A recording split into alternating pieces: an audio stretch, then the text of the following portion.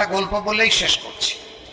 এক শ্রান্ত পথিক পিপাসার্থ হয়ে দৌড়ে এসে চেয়ারম্যান সাহেবের বাড়িতে ঢুকছে, হাঁপাইতে হাঁপাইতে। চেয়ারম্যান সাহেব বললেন, বাবা তোর কি হয়েছে?